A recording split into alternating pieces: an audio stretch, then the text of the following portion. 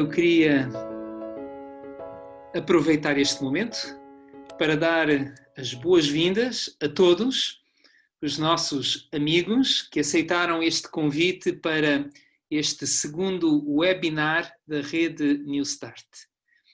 Temos hoje um tema muito importante e também alguém muito especial para apresentar este seminário de saúde. Mas então, para dar introdução ao nosso tema e convidado, queria vos dizer que o tema é o melhor regime alimentar para resistir ao vírus do Covid-19. O nosso convidado, ele é bastante conhecido da grande parte daqueles que estarão hoje a assistir este seminário, mas ainda assim, por consideração a todos, porque este é um convite aberto, então eu gostaria de apresentar o Dr. Alberto Pereira da Silva. Ele é membro da rede New Start, ele é médico especialista em medicina geral e familiar e o seu interesse por este assunto da alimentação já remonta aos anos 70. Ele fez a sua tese de especialidade à volta do tema da alimentação vegetariana para crianças. Crianças de 3 anos, crianças vegetarianas. Mas isto nos anos 70, imaginem a revolução que isto não foi. Ele presentemente trabalha no Hospital da Luz, em Setúbal, e no seu trabalho médico acompanha pais de crianças vegetarianas nesta sua primeira infância. É, portanto, este um tema de estudo, é uma área de interesse e não vou tomar mais tempo deste seminário para passar de seguida já então a palavra ao Dr. Alberto Pereira da Silva, que nós conhecemos como Beto.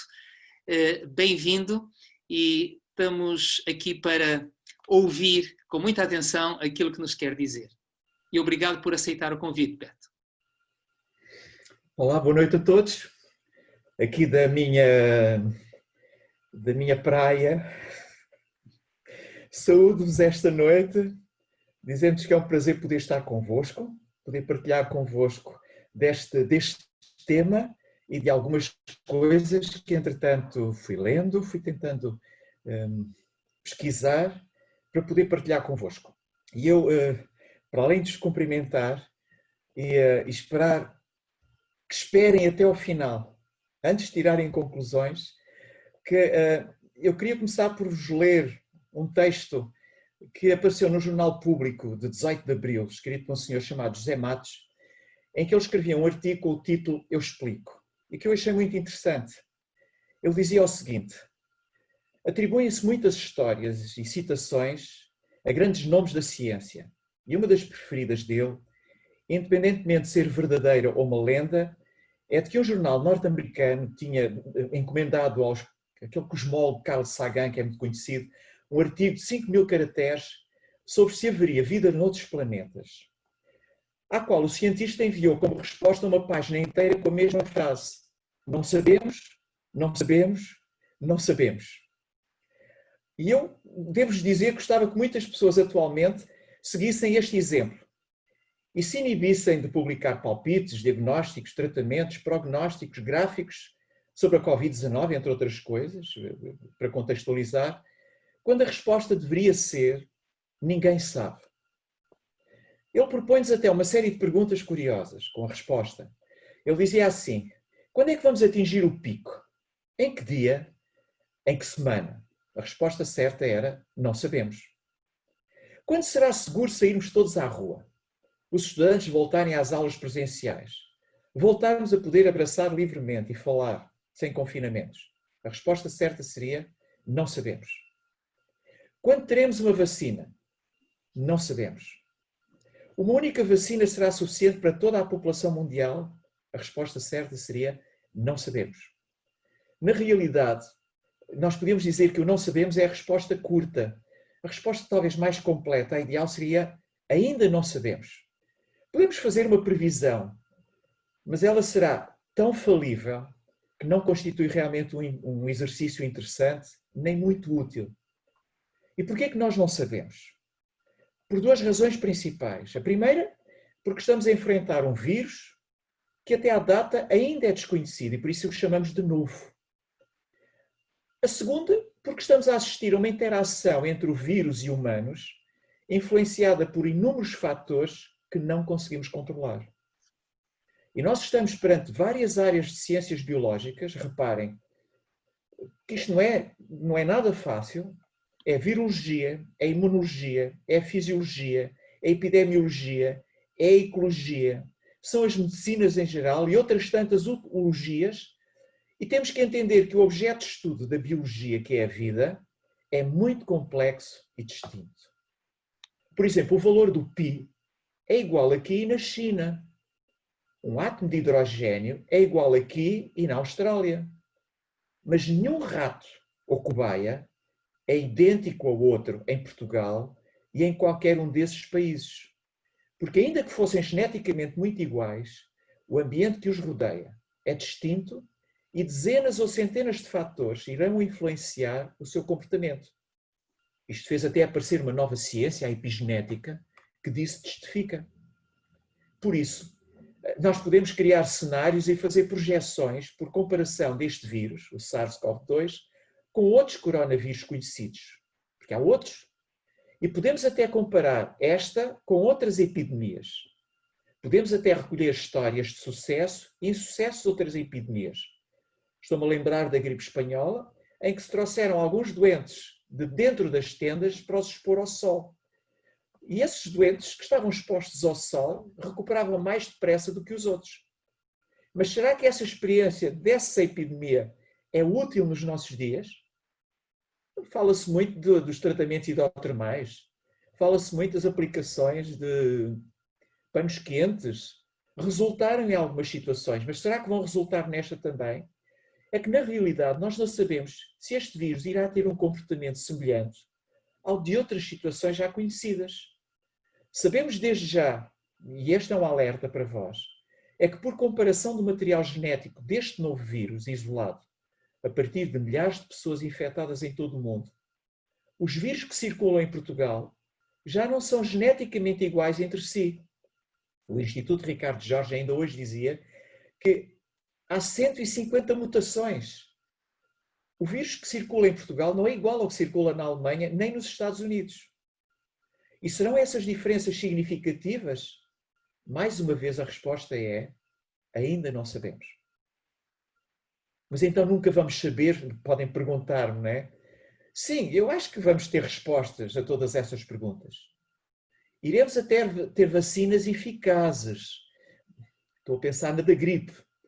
Mas muito provavelmente iremos ter medicamentos antivirais mais eficazes e específicos. Estou a pensar no ébola, por exemplo. Mas para que isso aconteça, são necessárias duas coisas fundamentais interligadas. É necessário tempo e ciência.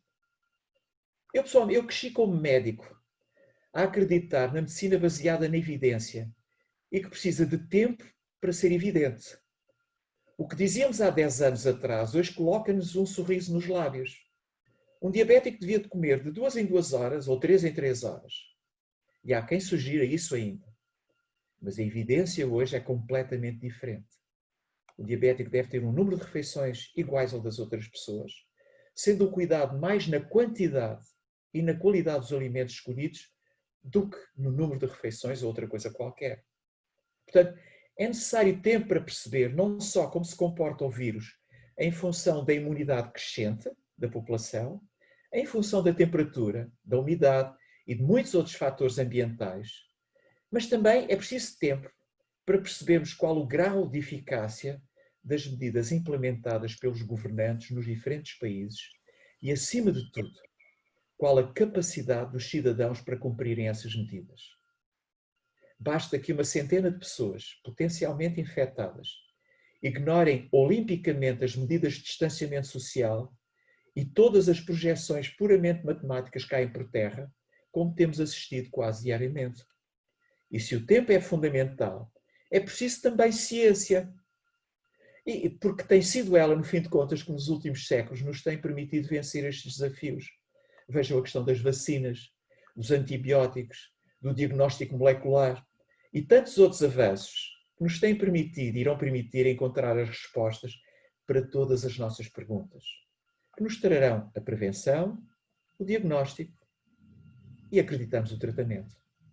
Não serão certamente as curas milagreiras das redes sociais, divulgadas por gente que, sem qualquer evidência científica, reclama saber mais do que todos os cientistas do mundo.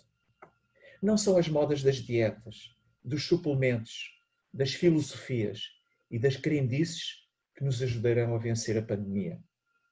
E esta introdução toda, porquê? Porque alguém quis fazer passar a ideia de que a alimentação alcalina, por exemplo, era a solução para a cura da Covid-19. Que a toma de antioxidantes também seria uma solução para a prevenção e que em altas doses de cura até, como aparece num outro artigo. Claro que só o facto de não trazerem qualquer bibliografia, e mesmo que trouxessem, merecia-me estar alerta. E, sobretudo, ficar preocupado. Será que nós não aprendemos a não brincar com coisas demasiadamente sérias? Eu recordo uma frase do presidente Trump sobre a eventual inoculação de desinfetantes, que foi levada a sério por muito boa gente. E o Centro de Envenenamento viu os apelos telefónicos ao mesmo tempo aumentarem em números significativos. Porquê? Porque as pessoas são suscetíveis a qualquer informação que o achismo de uns pode fazer estragos noutros. Um colega meu escreveu um livro, e é um livro interessante, sobre o efeito dos sumos no tratamento e até a prevenção de algumas doenças, e muita boa gente usa-os para se desintoxicar disto e daquele outro. Outro colega de prestígio social defende suplementos em doses assustadoras e uma alimentação alcalina para envelhecer jovem. Eu devo-vos dizer que respeito isso, o que não quer dizer que esteja de acordo com a filosofia destas ajudas ao nosso corpo no desempenho das suas funções, para além daquelas com que Deus nos providenciou. Há muitas vozes. Todas pretendem ter a verdade. Criam-se teorias próprias, estabelecem-se critérios, definem-se valores, determina-se o que é moral e imoral. Perdemos em filosofias existencialícias, raciocínios humanistas, de respeitante, porque desfrutamos de liberdade de escolha, dos conselhos divinos, parecendo mais dispostos, muitas vezes, a escutar qualquer voz, menos a de Deus. E este, devo-vos confessar, é o meu conflito de interesses. Porque eu acredito em Deus, acredito na criação e que nós fomos criados de uma forma séria. Porque, na verdade, Deus criou-nos com mecanismos próprios e maravilhosos, e ao mesmo tempo extremamente complexos de desintoxicação, de limpeza, de filtragem, de equilíbrio interno, de regulação do pH, para que a homeostasia, uma expressão que nós utilizamos para representar a expressão equilíbrio, seja uma constante. Para mim, pedir a Deus para nos curar das nossas doenças, para continuar a fazer os mesmos disparates, não faz sentido. E eu estou a parafrasear uma escritora. Na verdade, nós encharcamos com fast food, comida refinada, doces e bolos, café, álcool, um sem número de outras coisas que, usados de forma contínua, acabarão por fazer estragos. Estragos esses que a maior parte das vezes têm a ver com os nossos excessos e não com algum defeito de fabrico nosso. E seguindo um pensamento lógico, não faz sentido não termos cuidado connosco e depois irmos fazer regimes alimentares restritivos e dietas de desintoxicação para reparar o que estragamos. Se calhar bastaria deixarmos de fazer as asneiras, associada à implementação daquilo que sabemos serem os remédios naturais, e certamente que o nosso corpo recuperaria naturalmente. Mas tudo tem um limite, eu sei. E o melhor regime alimentar para resistir ao Covid, neste contexto, também eu percebo que é um título ambicioso e presumo que suscita expectativas. E não querendo defraudar-vos, deixem-me dizer-vos uma coisa. O plano bíblico para a alimentação é muito claro. Diria que o manual de instruções do Criador para o ser criado é bem explícito para o uso na máquina humana que ele criou e que sabe ser melhor para ela. Vejam o que é que diz Gênesis 1:29. Disse Deus: eis que vos tenho dado toda a erva que dê semente, que está sobre a face de toda a terra, e toda a árvore em que há fruto que dê semente, ser-vos-á para mantimento. E ao animal da terra, e a toda a ave dos céus, e a todo o réptil em que há alma vivente, a erva verde, que será para mantimento, e assim foi. A evolução que nós experimentámos na alimentação foi passar a comer o mesmo que os animais, que em Gênesis 3:18 claramente diz que foi comerás a erva do campo. E depois, não contentes em comer a comida dos animais, passámos a comer os animais. Devo-vos dizer que a média dos homens, da idade dos homens até Noé, segundo o registro bíblico, rondava os 912 anos. Após o dilúvio, passou para 175 anos. E daí em diante, foi decrescendo até aos tempos de Davi, em que rondava aos 70, 80 anos, com canseiras.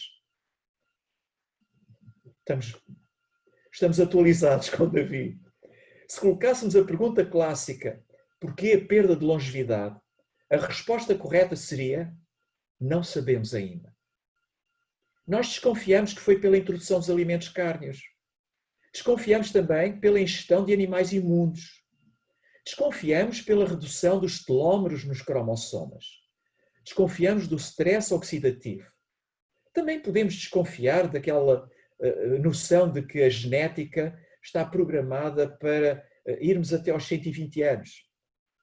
Claro que a poluição, os herbicidas, os inseticidas, uma série de coisas por aí fora podem afetar a longevidade. Mas certeza científica não temos ainda. Não sabemos ainda. Precisávamos, se calhar, de encontrar o DNA de Sete, que viveu 912 anos, ou de Jared, com os seus 960 anos, ou até de Matusalém, que bateu o recorde com 960 anos, para depois comparar o DNA dele com o de Noé, de Davi, Salomão e até o nosso, para tentar perceber, se é que seríamos até capazes de perceber o que é que aconteceu. Podemos especular e encontrar até evidências científicas sobre os benefícios do alimento tal e tal.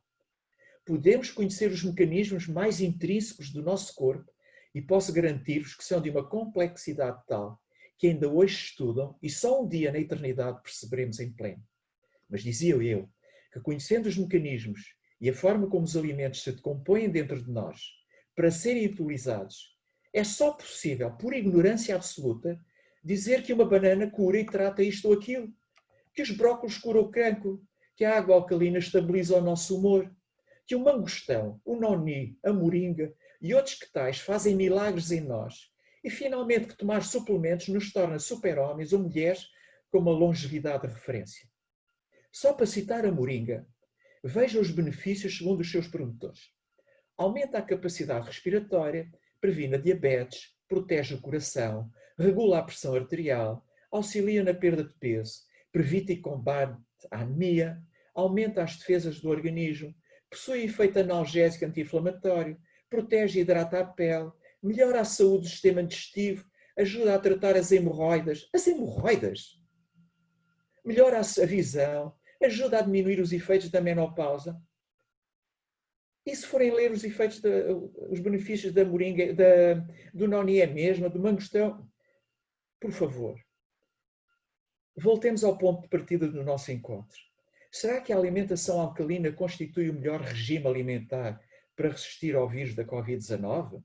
Há alguma razão para promover? De um promotor da dieta alcalina eu tirei o seguinte.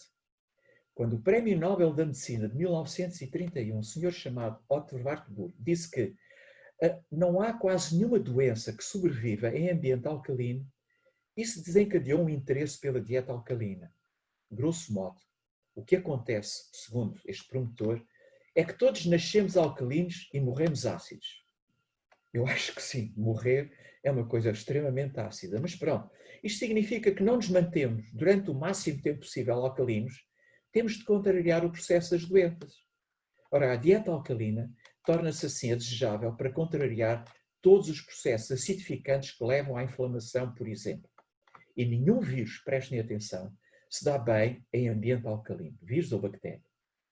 Então, permitam-me dizer-vos que o pH do nosso corpo encontra-se numa escala apertada, entre 7,35 e 7,45.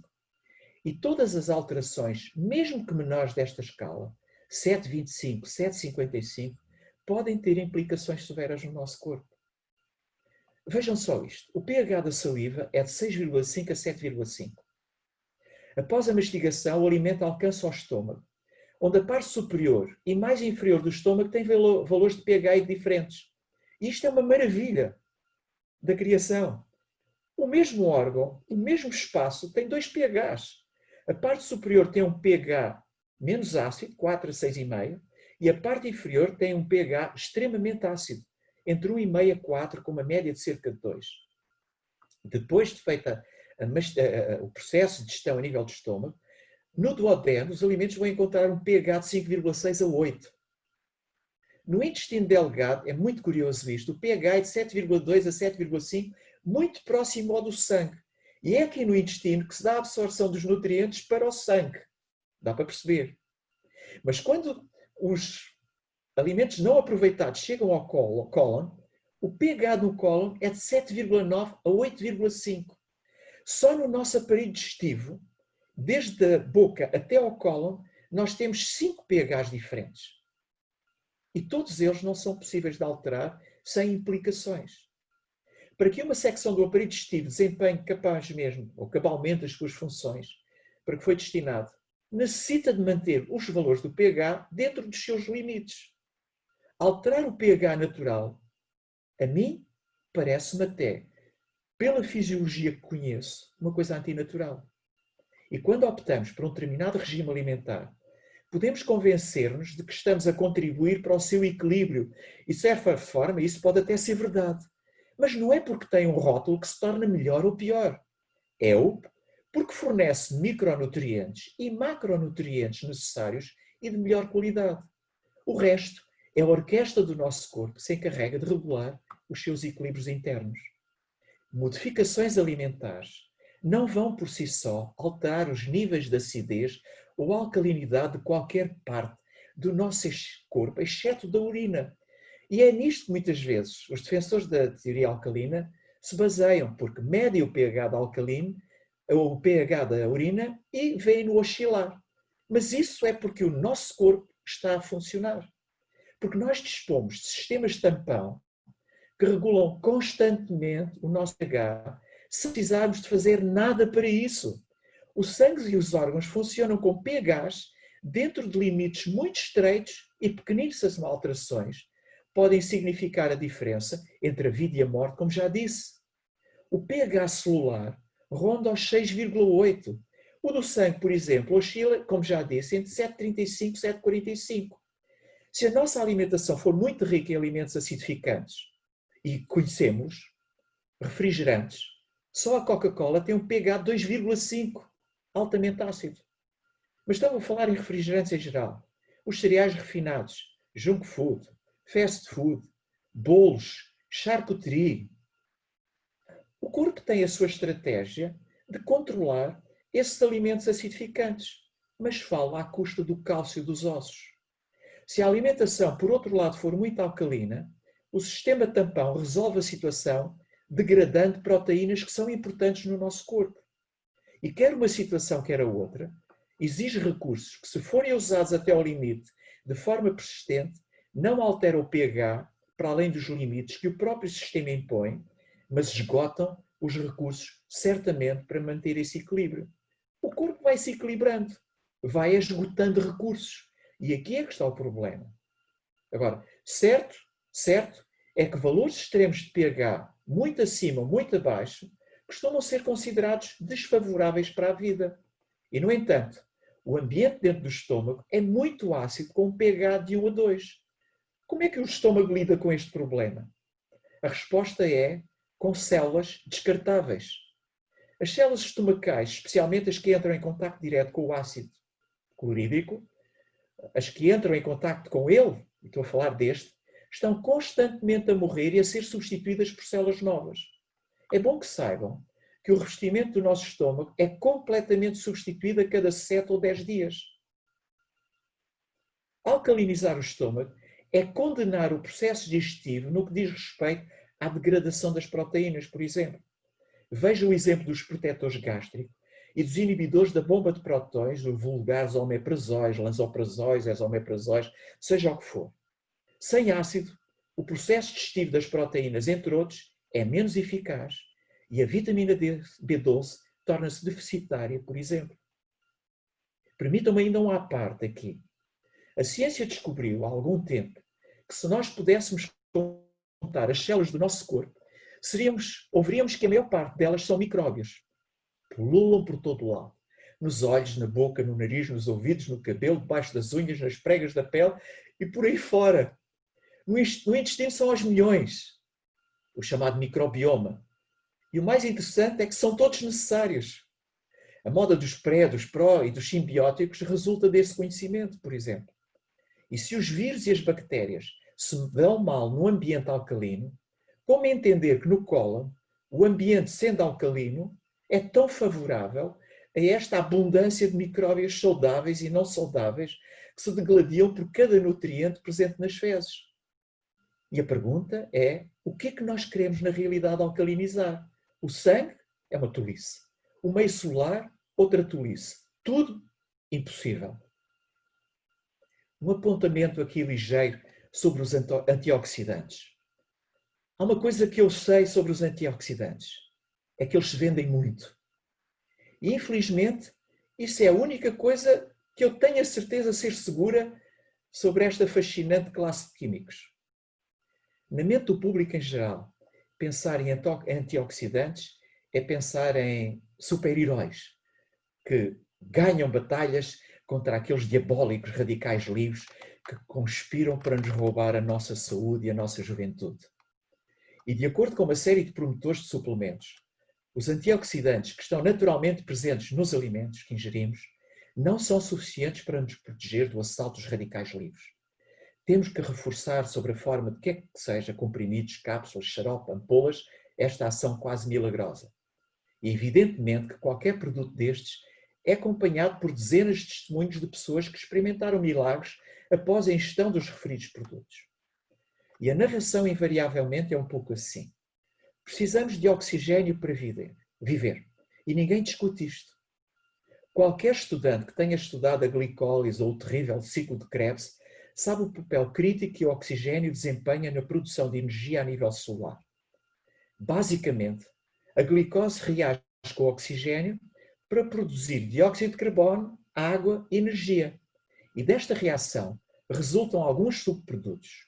Desses, os radicais livres são os mais notórios. E devo dizer que são mesmo reativos. Podem atingir até importantes biomoléculas, como as proteínas, os lípidos, os ácidos nucleicos, causando-lhes estragos moleculares significativos.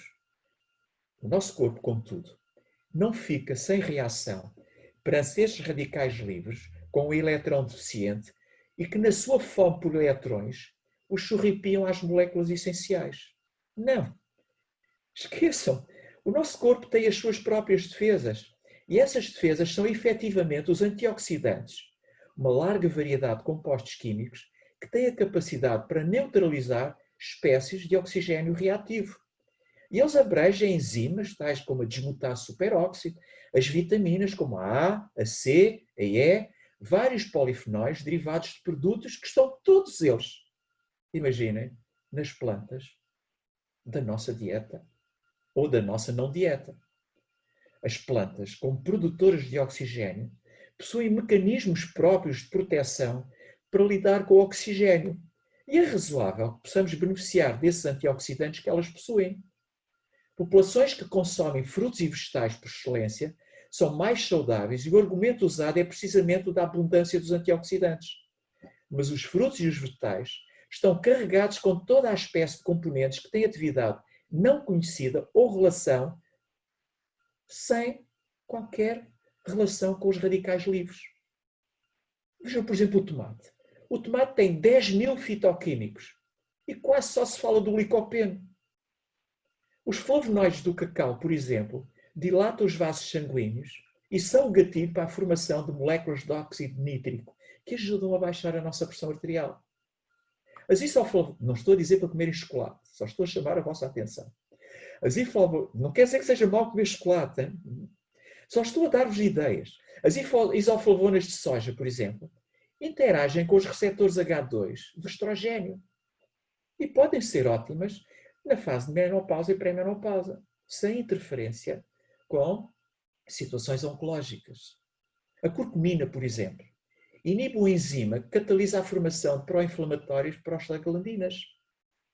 O ácido salicílico presente nas maçãs tem um efeito anticoagulante. Ai, se eu vos falasse da toranja. Apesar de se ir sabendo isto, o foco, em geral, é sobre os antioxidantes. E a pergunta é porquê?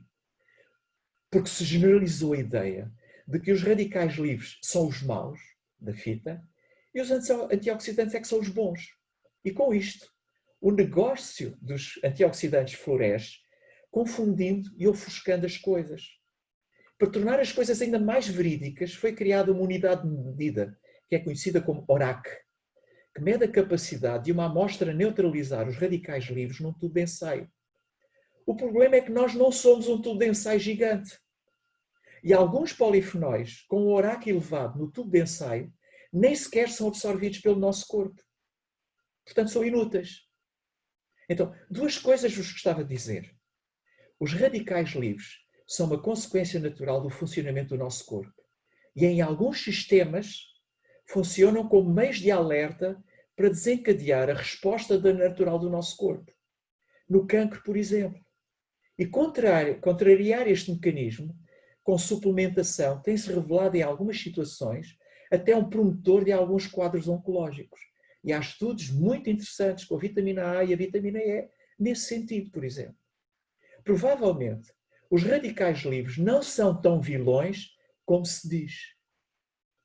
A segunda consideração é que uma coisa é o nosso corpo usar os antioxidantes presentes nos frutos e vegetais e que são essenciais. Outra coisa é utilizar doses elevadíssimas de antioxidantes como os presentes habitualmente nas formulações que nos vendem. E já agora só mais um reparo. É que quase todos os antioxidantes são ácidos. Percebem aqui o problema? A alimentação alcalina, antioxidantes que são ácidos, em que ficamos? Devo-vos dizer que eu não sou um fundamentalista e que no que diz respeito à alimentação, eu parafrasei uma nutricionista portuguesa, Alexandra Bente, em que ela diz que em alimentação nós não devemos diabolizar alimentos, mas devemos consumi-los com peso e medida. O professor Emílio Pérez, já falecido, e que foi um dos meus mentores e um dos homens que marcou a minha forma de olhar e pensar sobre a alimentação com outros olhos, que não os das correntes da época e das modas, dizia também que o ideal é comer tudo um pouco, o mais variado possível. Claro que eu aqui não me fico pelos absolutismos e nem pelos relativismos. O pluralismo permite-me também ter a minha opinião e acrescentar aqui um pensamento de Paulo, em que ele diz que tudo nos é lícito, mas nem tudo nos convém. É, pois, na variedade imensa de um regime baseado em plantas que vos queria deixar com a ideia de que a alimentação do Éden tem como segredo a riqueza em micronutrientes e macronutrientes. E isto sim é que é importante. Proteínas que preocupam tanto boa gente existem por todo o lado. Não esqueçam que o nosso corpo não quer saber se as proteínas são completas ou não, se são das plantas ou dos animais, porque ele transforma tudo em aminoácidos e vai combiná-los de forma a construir as suas próprias proteínas. O corpo transforma tudo em aminoácidos e ele reconstrói e vai buscar os aminoácidos aos alimentos que se ingere. Veja o caso do colagênio. É mau? Não, não é. Mas não aproveitamos o colagênio que ingerimos, mas sim os aminoácidos em que se compõem no nosso estômago. A nomenclatura humana ajuda-nos a perceber conceitos, mas para o nosso corpo isso é indiferente. É tudo químico. E como resultado, são reações químicas uma atrás das outras que acontecem dentro de nós como uma orquestra bem treinada em que tudo soa em perfeição. É a minha opinião que não nos devíamos preocupar com o facto de uma alimentação ser alcalina ou desintoxicante, paleo, funcional, ortomolecular, keto, ancestral, mediterrânica, anti-envelhecimento, vegetariana, nas suas diferentes apresentações. Também é a minha opinião de que estimular o sistema imunitário passa mais por um conjunto de coisas do que apenas pela alimentação e a suplementação. Nada como uma noite bem dormida, nada como um corpo hidratado, nada como um exercício diário, Nada como saber respirar, curtir o sol, exercer o domínio próprio nas escolhas que se fazem. Nada como perceber que não são as pessoas felizes que são gratas, mas sim as pessoas gratas que são felizes, segundo o monge David Rust. Aí sim, os nossos linfócitos T, B, killer saltarão de contentamento. Porque ainda não sabemos tudo. Devíamos pôr a nossa confiança no menu de Deus e aceitar que Ele fará em nós o que nenhum regime, ou suplemento, ou sumo milagroso fará. Não estou a dizer que não devemos usar suplementos, por favor. Nem estou a dizer que os sumos são maus. Não estou a dizer que uma alimentação alcalina é prejudicial. Digo apenas que não é necessário colocar rótulos nas coisas para que elas sejam melhores. Os sumos detox, os smoothies, isto é uma coisa que tem 2 anos, 3 anos. É uma moda. Apostar em novidades não anula, não pode anular a noção de que Deus sabe o que é melhor para nós. E eu não estou interessado em discutir se a alimentação do Éden é alcalina ou de outro tipo qualquer, resultante de uma nomenclatura humana. Eu só sei que vegetais, leguminosas, frutas, cereais, integrais, sementes, cogumelos fazem milagres. E acreditem nisso.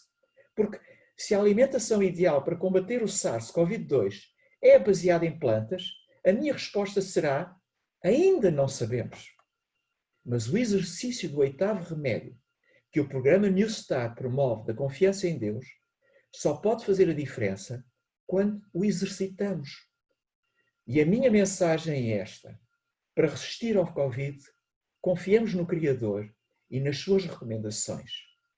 Deixo-vos com uma afirmação bíblica registada em Deuteronômio 30:19. Os céus e a terra tomo hoje por testemunhas contra vós, de que tenho proposto a vida e a morte, a bênção e a maldição. Escolhe, pois, a vida, para que vivas, tu e a tua semente. Então, este é o meu conflito de interesses. Acreditar no projeto de Deus para nós. E, na minha opinião, a melhor alimentação para combater o Covid é realmente aquela alimentação que é baseada em plantas, tal como Deus propôs. E é isto que vos queria dizer. Se vos defraudei porque estavam à espera que vos trouxesse suplementos milagrosos, ideias milagrosas, esqueçam. A minha receita tem milhares de anos e eu queria partilhá-la convosco.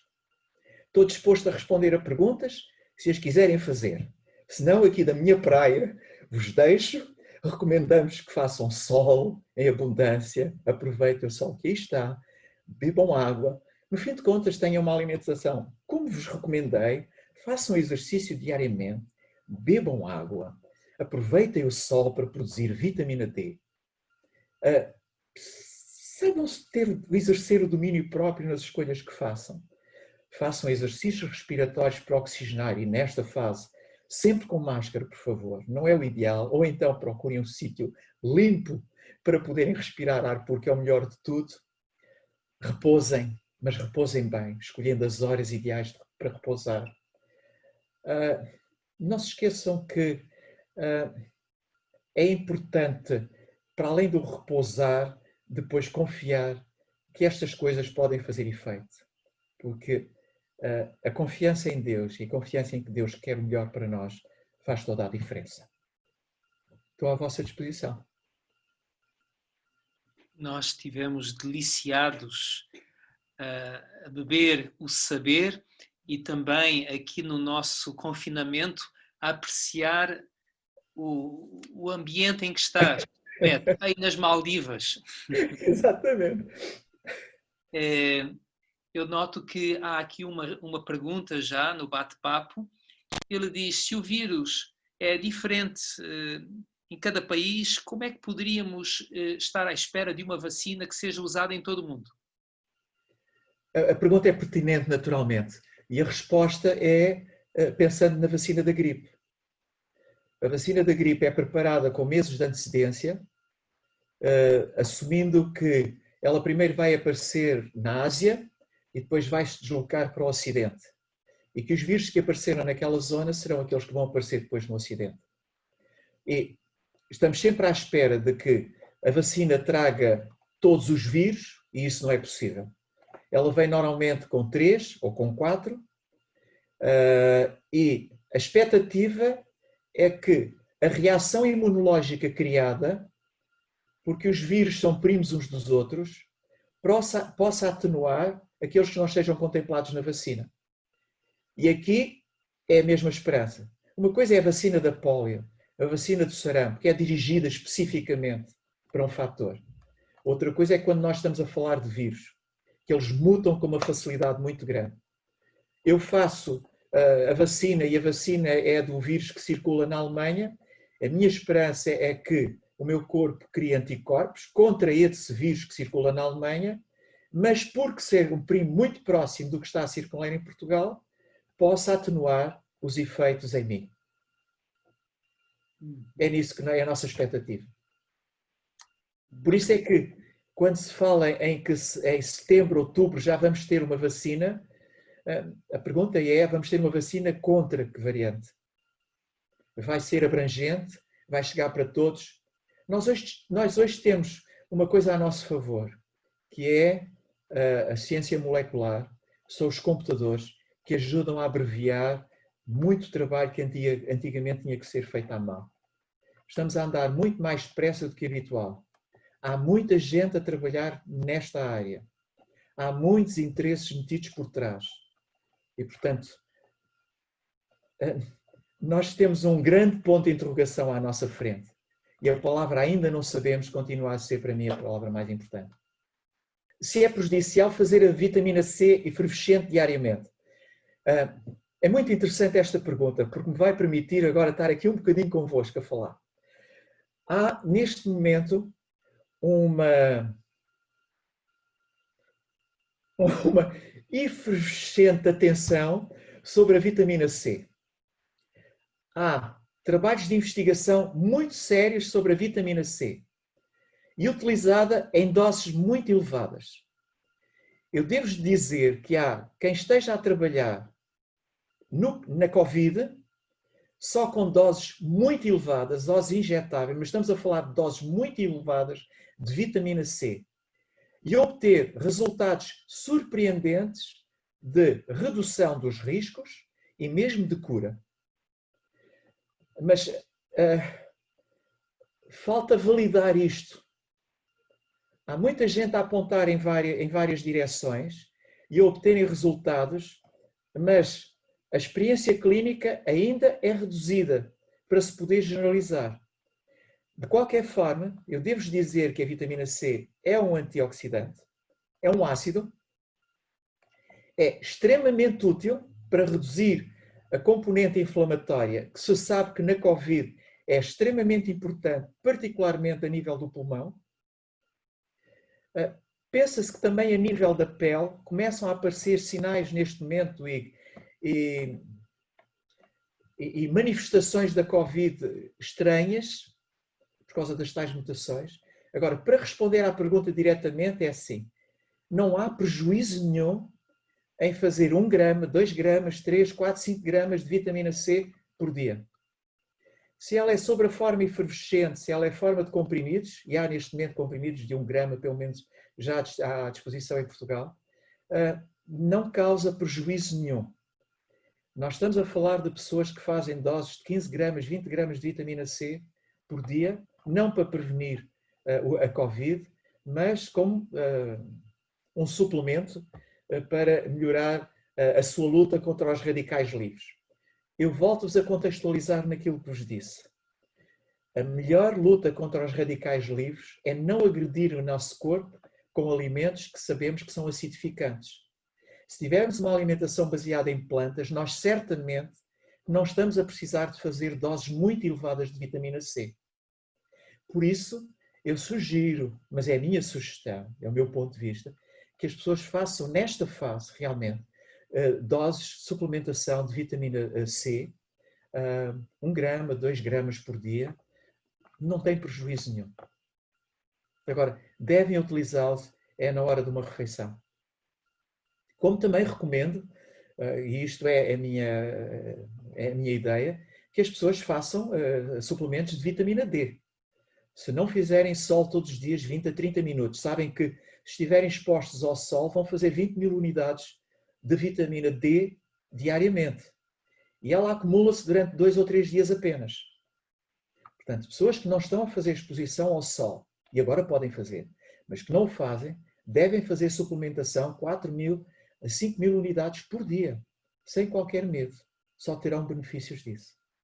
Se me perguntarem, há mais alguma suplementação? Eu sugiro claramente fazer a vitamina D, fazer a vitamina C e fazer uma alimentação baseada em plantas. Havia uma pergunta sobre a vitamina D. Eu, como vos digo, eu acho excelente fazer a suplementação com vitamina D, mas melhor do que tudo é fazer a exposição ao sol. Braços e pernas destapados, 20 minutos. Se me perguntarem qual é a hora, eu vou-vos dizer é aquela hora proibida pelos dermatologistas, entre o meio-dia e as 2 horas, é a melhor hora para fazer a exposição ao sol. Sabendo que vamos fazer uma exposição de 20 minutos. E essa exposição de 20 minutos não faz correr riscos. O que faz correr riscos é aquela exposição da praia, de horas ao sol, nessas horas perigosas. É a altura de dizer muito, muito obrigado, Beto, por teres partilhado connosco este conhecimento. Foi uma partilha muito interessante, muito profunda, e certamente que todos nós ficamos enriquecidos por aquilo que estivemos a ouvir. Muito obrigado. Obrigado eu pela oportunidade. Tá? Muito bem, então bem-aja a todos, foi um prazer muito grande estar com todos. Beto, continua a partilhar aquilo que foste adquirindo ao longo de anos, porque todos precisamos muito desse saber. Então, muitas felicidades, saúde e até para a semana.